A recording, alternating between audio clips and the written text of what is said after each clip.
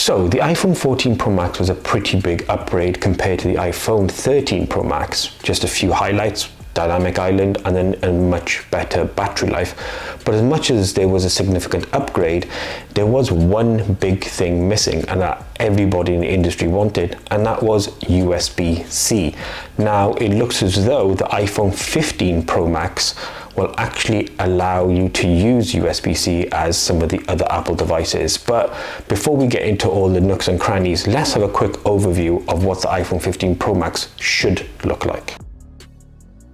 So this is the iPhone 15 Pro Max. Well, not the actual one, it's a dummy version of the phone, but you kind of get what I mean. And there are some really cool improvements. So rumor has it that the bezels on this display will decrease, allowing you for a slightly larger screen size.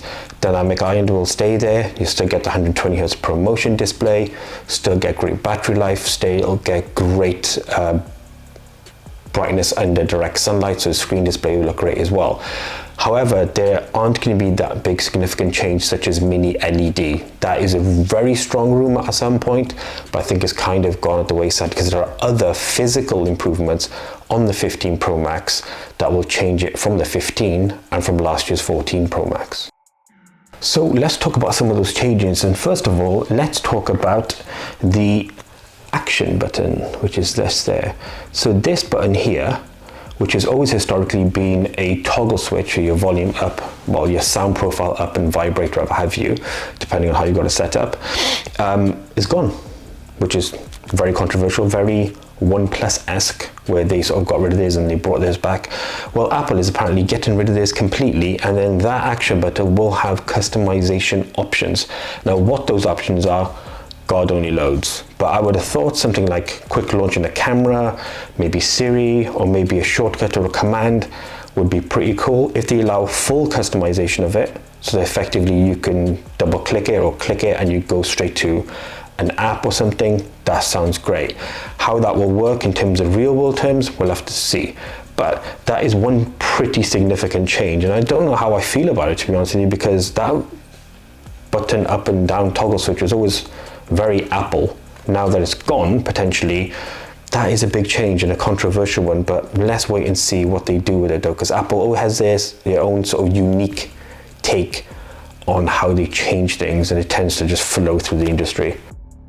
USB-C on an iPhone, kind of like a hot debate. Everyone kind of wants it. So here in the UK, you have until November next year to comply by the new law that was passed within the EU, where you had to have electronic devices that were compatible and used USB-C as a default connector. And the rumors were around that Apple, when the law passed, that Apple would get around this by doing MagSafe, having a portless device, and that would be how they would run. But MagSafe hasn't really sort of evolved. It's sort of an accessory add-on attachment sort of thing. You know, your connectors on your MacBooks are different, but it's not really taken off as much as I would have presumed, like a lot of new Apple tech does. I mean, it's good, but it's not great. But the iPhone 15 Pro Max we have here, if you can look into that gap there, is actually a USB-C compatible one. And in fact, let's jam this open. The USB-C port does fit inside of the cable, does actually fit within that iPhone 15 Pro Max. So yeah, it's going to be USB-C compatible potentially, which is great. Now in terms of charging speeds, this is the interesting bit. Will they stick to the 15, 20, 25 watt, or will they boost it up? I'm hoping, fingers crossed, for a 30 watt minimum fast charging on your iPhone 15 Pro Max. And again, potentially that could be something that's limited to just the Pro Max. So you get faster charging speeds on the Pro Max to incentivize it over a 15 Pro or a 15 range. Again, just a rumor, just a thought process. Potentially, will they do something whereby they make that Pro Max or like the elite main flagship of the Apple devices, and then you have like a staggered reduction as you go down? We'll have to wait and see. But the 15 Pro Max and 15 Pro will almost definitely have USB-C. So this is a bit of a throwback. Cameras on the 15 Pro Max will actually differ, yes, to the 15 Pro. Kind of like it though. Gives you a reason why, other than just screen size and a slight uptake in battery life. But the 15 Pro Max will get a more refined camera system, but also will include a periscope lens. So that would allow you to zoom further than you currently can. And that's going to be one big differential between this and a 15 Pro, which is great. There are some aesthetic things. Allegedly, the 15 Pro Max will get a titanium frame as well, but the camera systems in general will share similarities between the Pro and the Pro Max. Obviously, the 15 series is going to be completely different. That's going to be dual lenses. These are going to be triple lenses. And then you're going to get a periscope lens on the 15 Pro Max compared to a non-periscope lens on the 15 Pro. So I know what you're thinking though. Periscope lens, titanium frame, faster charging.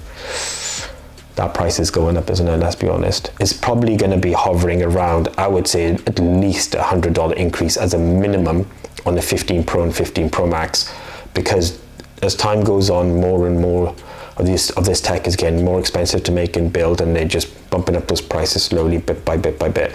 There are rumors that a 15 Pro Max in a 512 gig or a 256 variation would cost $1,500, which is, that's near enough Galaxy Fold money. So let's hope that doesn't happen, but the Pro Max, 15 Pro Max is shaping up to be quite an interesting device. So let's wrap things up. What are our thoughts on using a dummy 15 Pro Max? Well, handling a dummy 15 Pro Max and what we think. Well, let's touch on the main things. The action button, controversial, but potentially, if done correctly, will be amazing. The display on the 15 Pro Max is obviously going to change, and the idea of thinner, more symmetrical bezels with potentially a shrunken down dynamic island, better front-facing cameras, better overall tech, sounds sick.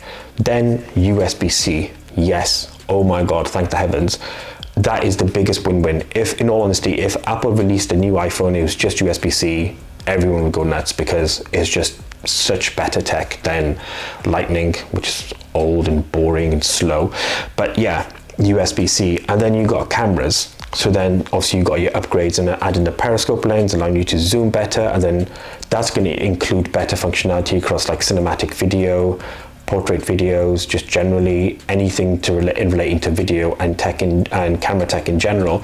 There will be significant improvements. So overall, it looks like the iPhone 15 Pro Max in particular is going to be a particularly big upgrade over a 14 Pro Max. The big sticking point, however, will be that price point. Will it justify paying more for a 15 Pro Max over a 15 Pro, or even a 15 compared to a 15 Pro Max? So we'll have to wait and see. Thank you so much for watching. Until the next one, as always, we out.